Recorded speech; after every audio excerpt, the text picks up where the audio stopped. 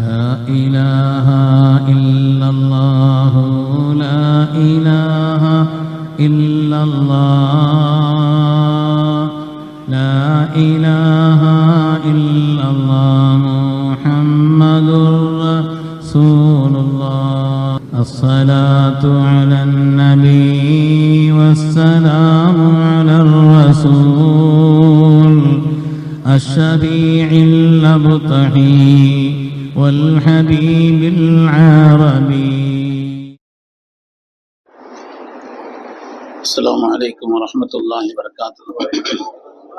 الحمد لله العظيم القدرة والشان شديد البطش والبرهان حافظ الدين والقرآن ما شاء الله كان ما لم يشاء لم يكن لا حول ولا قوة إلا بالله إن أريد إلا الإصلاح ما استطعت وما توفيقي إلا بالله عليه توكلت وإليه أنيب سبحانك لا علم لنا إلا ما علمتنا إنك أنت العليم الحكيم. قال الله سبحانه وتعالى في القرآن الحميد بسم الله الرحمن الرحيم يؤتي الحكمة من يشاء ومن يؤتى الحكمة فقد أوتي خيرا كثيرا. وقال النبي صلى الله عليه وسلم العلماء ورثة الأنبياء وكما قال عليه الصلاة والسلام. கண்ணியமிக்க முஃமினீன்களே, அல்லாஹ்வின் நல்லடியார்களே, அருமை நாயகம் ஸல்லல்லாஹு அலைஹி வஸல்லம் அவர்களின் பாக்கியம் நிறைந்த உம்மத்துமார்களே, ரப்பு சுப்ஹானஹு வ தஆலா அவனுடைய மேலான கட்டளையை ஜும்மாவுடைய ஃபரதை நிறைவேற்றுவதற்காக ஒன்று சேர்ந்திருக்கக்கூடிய நம் எல்லோரையும் அல்லாஹ் கபூல் செய்தருள்வானாக.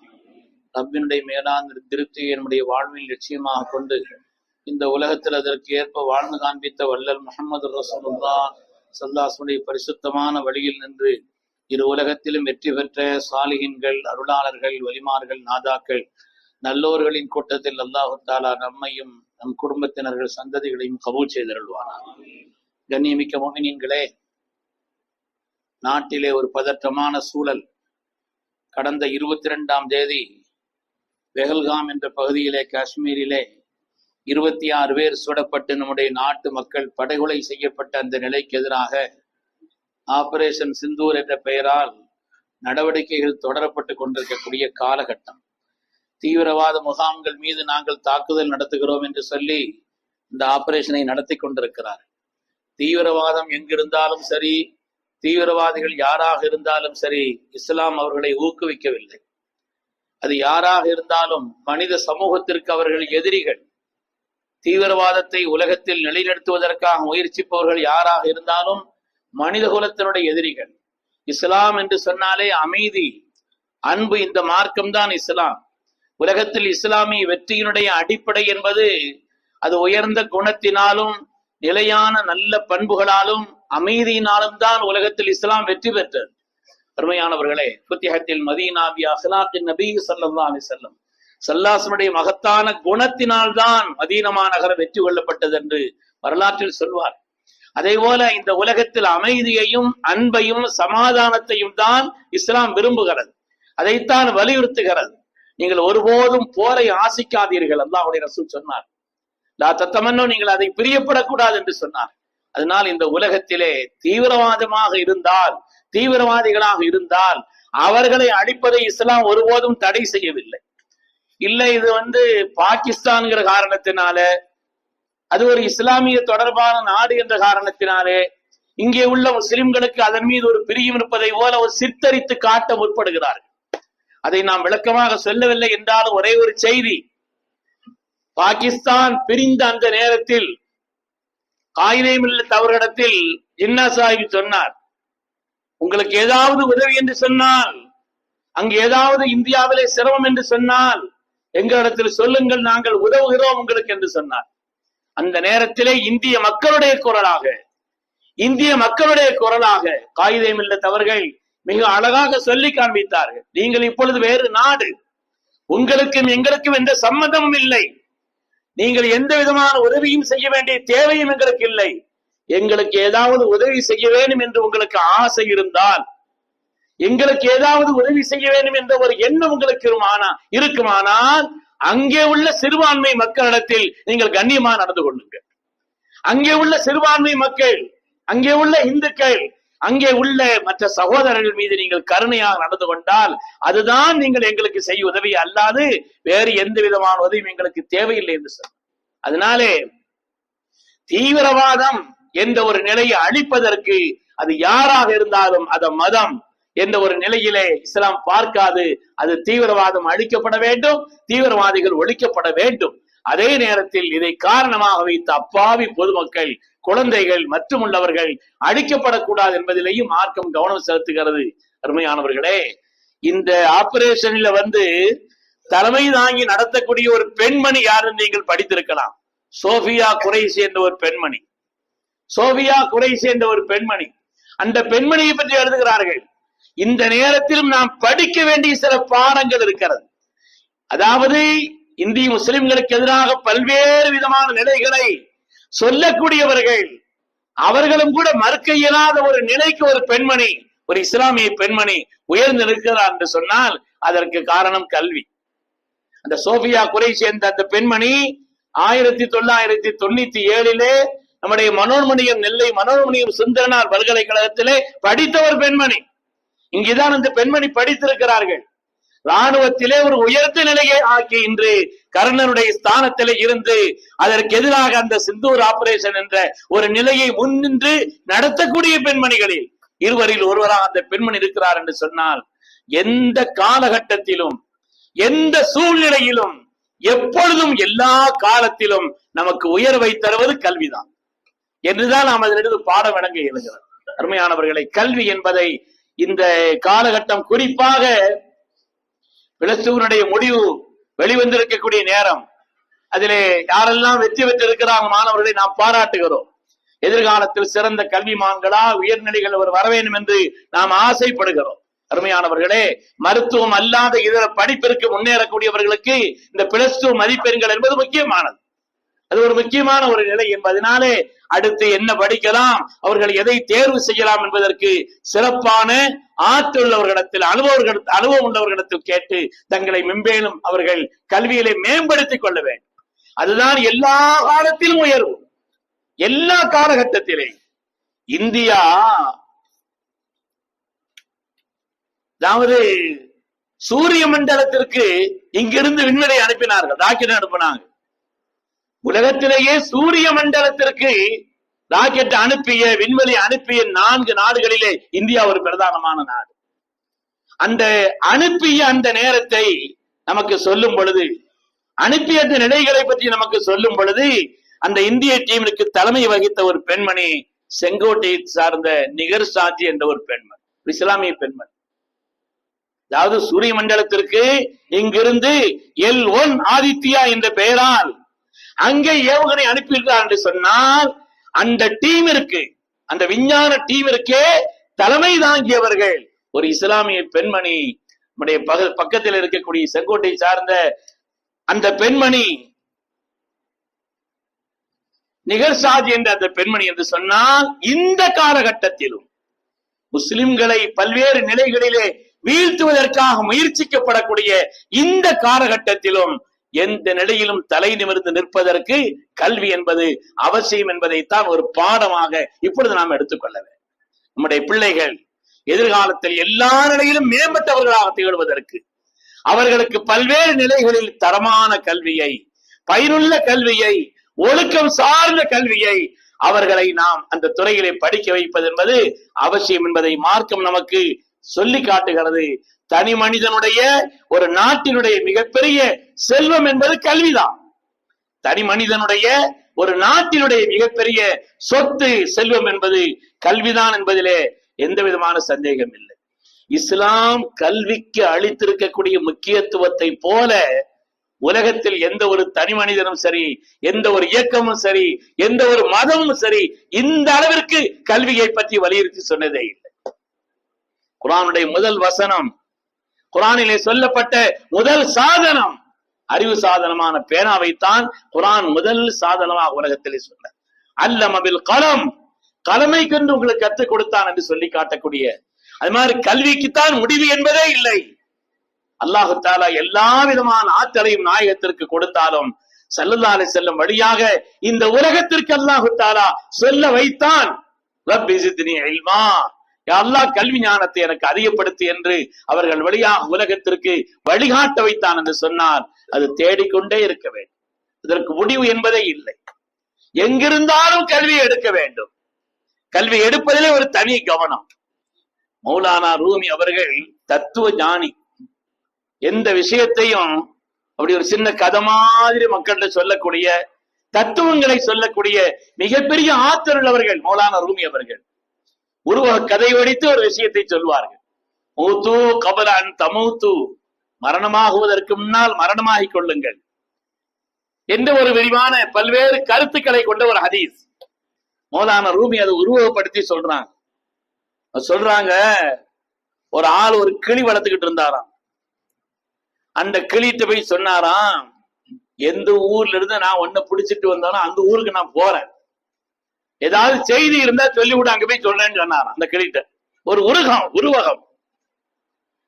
எந்த ஊர்ல இருந்து என்ன பிடிச்சனா அந்த ஊருக்கு நான் போறேன், உன்னுடைய சகோதரர்கள் யாராவது இங்க இருக்கலாம், தெரிஞ்சவர்கள் யாராவது அங்க இருக்கலாம், அவங்களுக்கு ஏதாவது செய்தி சொல்லணும்னா சொல்லு, நான் போய் சொல்லிட்டு வர்றேன் அப்படின்னு சொல்லி அந்த கிளிட்ட சொன்னாராம். இது உருவகம். அந்த கிளி சொல்லிச்சா, நீங்க எல்லாம் சுதந்திரமா இருக்கிறீங்க, நீங்க எல்லாம் நல்லபடியா இருக்கிறீங்க, நான் தான் இங்கே அடைபட்டு கிடக்கிறேன், நான் தான் இங்கே கூண்டிலே மாட்டி கிடக்கிறேன், வேற என்ன செய்தி எங்கிட்ட இருக்குது, இதை போய் சொல்லிருங்கன்னு சொல்லிட்டான் அந்த கிளி. இவர் அங்க போனார். மௌலானா ரூமி சொல்கிறார்கள், இவர் அங்க போனார்.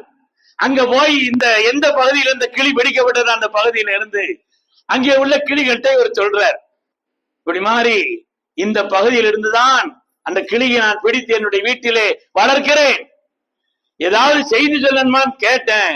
அப்பொழுது அந்த கிளி சொன்னது, நீங்க எல்லாம் சுதந்திரமா இப்படி சுற்றி திரிகிறீர்களே, நான் அடைபட்டு கிடக்கிறேன் என்ற செய்தியை சொல்ல சொன்னதுன்னு சொல்லி அவர் சொன்னார். அந்த செய்தியை கேட்ட உடனே ஒரு மரத்தில் இருந்த ஒரு கிளி தொப்புள் கீழே ஒண்ணு செத்து போச்சான். ஒரு ரூமி சொல்கிறார்கள், தொப்புள் கீழே ஒண்ணு செத்து போச்சு. ஆஹா, இது அந்த கிளிக்கு ரொம்ப சொந்தமா இருக்கும்போது தெரியுது, ரொம்ப நெருக்கமான உறவா இருக்கும்போது தெரியுது. சரி, என்ன செய்யறது, சொன்ன செய்தியை சொன்ன அங்க நடந்துருச்சுன்னு மௌலானா ரூமி அந்த கிளிட்ட வந்து சொன்னாங்களாம். மௌலானா ரூமி அந்த கதையை சொல்கிறார்கள். அந்த ஆள் வந்து சொன்னாராம், இந்த நீ சொன்ன செய்தி அங்க போய் சொன்ன அந்த நேரத்துல ஒரு கிளி உனக்கு ரொம்ப சொந்தமா இருக்கும்போது தெரியுது, உனக்கு நெருக்கமான உறவா இருக்கும்போது தெரியுது, தப்புன்னு கீழே விழுந்துருச்சு, செத்து போச்சுன்னு. அப்படியா அப்படின்னு கேட்ட அந்த கிளி உடனே தானு கீழே விழுந்து செத்து போச்சான். செத்து போனா எவ்வளவு செல்லமா வளர்த்தாலும் செத்தாதுக்கு கூட என்ன இருக்குது, கிளி தூக்கி மௌலானா அந்த அந்த ஆள் தூக்கி வெளியே தூக்கி போட்டான். வெளியே போட்ட உடனே அந்த கிளி உடனே பறந்துருச்சு, சாகல்ல. அதாவது நீ எங்க போய் சொன்னீங்களோ அந்த கிளி எனக்கு ஒரு செய்தியை சொல்லி விட்டு இருக்கிறது, நீ அங்கிருந்து விடுதலை பெற வேண்டுமானால், சுதந்திரமான வாழ்க்கை உனக்கு வேண்டுமானால், அங்க உன் திறமையை ஒவ்வொரு அவற்றை காமிச்சிட்டு இருக்க கூடாது, நீ செத்தது போல் ஒரு நிலையை உருவாக்க வேண்டும் என்ற செய்தியைத்தான் அந்த கிளி எனக்கு சொல்லி விட்டிருக்கிறது என்று மௌலானா ரூமி அவர்கள் மூத்து கபலான் தமூத்து என்ற அந்த ஹதீஸிற்கு இப்படி உருவகம் கொடுத்த தத்துவம் சொல்வார். அவங்களுடைய வரலாறுகளை படித்தால், தத்துவ நூல்களை படித்தால் எல்லாமே இப்படி உருவாக கதை தான். அந்த மௌலானா ரூமி ஒரு தடவை மக்களுக்கு பாடம் நடத்தி கொண்டிருக்கிறார்கள். அறிவார்ந்த செய்தியை, தத்துவங்களை எல்லாம் சொல்லிக் கொண்டிருக்கிறார். சொல்லி முடிச்சுட்டு அவங்க பாடத்தை முடித்து விட்டு இருக்கும் பொழுதுதான் ஒரு ஆளங்க வர்றார். பார்க்கிறதுக்கு பங்கரையா இருக்கிறார், சாதாரணமான கோலத்துல இருக்கிறார். அவர் அங்கிருந்து பழைய மூட்டைகளை எல்லாம் சுமந்துட்டு உள்ள வந்தாங்க. வந்த உடனே மௌலானா ரூமி அறிவார்ந்த செய்தியை, தத்துவ செய்திகளை எல்லாம் மக்களிடத்தில் சொல்லிவிட்டோம் என்ற ஒரு விதமான கர்வம், ஒரு விதமான ஆணவம், ஒரு விதமான பெருமையில உட்கார்ந்து இருக்கிறாங்க. வந்த அவர், சாதாரண கோலத்துல வந்த அவர் இங்க வந்து கேட்டாராம், இதெல்லாம் என்ன சுத்தி உங்க ஊர கித்தாபா இருக்குதே, நிறைய நிறைய வால்யூம்களா இப்படி கித்தாபா இருக்குதே, இதெல்லாம் என்னன்னு கேட்டாரா. வந்தார், ஹாதா ஷைஉன் லா தாரிஃப், இதெல்லாம் உனக்கு விளங்காது, நீ படிக்காதவன், உனக்கு இதெல்லாம் விளங்காதுன்னு சொல்லி மௌலானா ரூமி சொன்னார். வந்தார், அப்படியா அப்படின்னு அந்த கித்தாபையெல்லாம் வந்து ஏறிட்டு பார்த்தாராம். அப்படியே மொத்தமா பொசுங்கி சாம்பல் ஆயிடுச்சு. அப்படி சாம்பல் ஆயிடுச்சு. என்ன புதுசா இருக்கு, தீ படல ஒண்ணும் படல, இப்படி எல்லாம் சாம்பல் ஆயிடுச்சுன்னு சொல்லிட்டு அவர் மௌலானா ரூமி கேட்டாங்களாம், இது என்ன, இது புதுசா இருக்குது, இது என்ன விஷயம்னு கேட்டாங்களாம். ஹாதா ஷைஉன் லா தாரிஃப், இது உங்களுக்கு விளங்காதுன்னா, இது உங்களுக்கு விளங்காதுன்னாங்க. மௌலானா ரூமி சொல்கிறார்கள், வாழ்க்கையிலே கல்விக்கு முடிவு என்பதில்லை. எவ்வளவுதான் கத்தாலும், எவ்வளவுதான் விளங்கினாலும், இன்னும் விளங்க வேண்டிய, தெரிய வேண்டிய, அறிய வேண்டிய ஒரு நிலை இருந்து கொண்டே இருக்கக்கூடிய ஒரு உன்னதமான நிலைதான் கல்வி. அந்த மகத்தான கல்விக்கு இஸ்லாம் சொன்னதை போல், ஊக்கம் தந்தது போல், உலகத்தில் வேறு எந்த ஒரு மதமும் தனி நபர்களும் இவ்வளவு ஊக்கத்தை தந்ததில்லை. அதனாலே நாம் சிறந்த கல்வியாளர்களாய், நம்முடைய சந்ததிகளையும் அப்படிப்பட்ட கல்வியாளர்களாய், பயனுள்ள கல்வி, மார்க்க உலக கல்வி, மார்க்க கல்வி எல்லாம் பிரிக்க இல்ல, கல்வியை ரெண்டா தான் மார்க்கம் பிரிக்குது. பயனுள்ள கல்வி, பயனற்ற கல்வி. அல்லாஹ் எனக்கு இல்ம நாஃபிஐத்தா, வாழ்க்கையில் பயன் பெறக்கூடிய கல்வியை தா. பயன் தரக்கூடிய கல்வியை தான் கேட்க சொன்னாங்க. பயனில்லாத கல்வியை, எது மோசடிக்கு காரணமா இருக்குமோ, அறிவியல் அடிப்படையாக வைத்து மோசடிகள் செய்வதற்கு, பாவங்கள் செய்வதற்கு காரணமா இருக்கக்கூடிய இந்த பயனற்ற கல்வியை விட்டு பாதுகாப்பு தேடினார். கல்விக்கு அவ்வளவு பெரிய முக்கியத்துவத்தை நாம் எல்லாம் அறிந்த பிரபலமான நிகழ்ச்சி தான் மஹமூதுல் கஸ்னவி மன்னருக்கு ஒரு 3 சந்தேகம் வந்துச்சான். அதாவது, நான் ஒரு அரசர், மஹமூதுல் கஸ்னவி நினைக்கிறார், ஆனா என்னுடைய தகப்பனார் ஒரு சாதாரணமான சோல்ஜர், ஒரு படை வீரர் தான். அது மாதிரி அவருக்கு எனக்கு நிறத்திலே ரொம்ப வித்தியாசம் இருக்குது. நான் நல்ல கலரா இருக்கிறேன், அவர் கலர் கம்மியா இருக்கிறார். என்னுடைய தகப்பனார் என்று அறியப்படுகிறார் சுபுக்தஜின் என்று அவர் உண்மையிலே என்னுடைய தகப்பனார் தான். நான் யார்கிட்ட போய் கேட்க முடியுத? இந்த சந்தேகத்தை யார்கிட்ட போய் கேட்க முடியுமா? அவர் தான் தகப்பனார் என்று அறியப்படுகிறார். தன்னுடைய பிறப்பையே அது ஈரமாக கருதக்கூடிய ஒரு நிலை அல்லவா வந்துவிடும். ஆனா உள்ள தனது சந்தேகம் இருந்துகிட்டே இருந்தான் மஹமூதுல் கஸ்னவி. அது மாதிரி படித்தவர்களை, உலமாக்களை, அவங்களுக்கு மார்க்க இவ்வளவு பெரிய முக்கியத்துவம் கொடுக்குது. படித்தவர்கள் தான் உலகத்திலே எதா இருந்தாலும் சரி, கல்வியாளர்கள் தான் உலகத்திலேயே சிறந்தவர்கள்.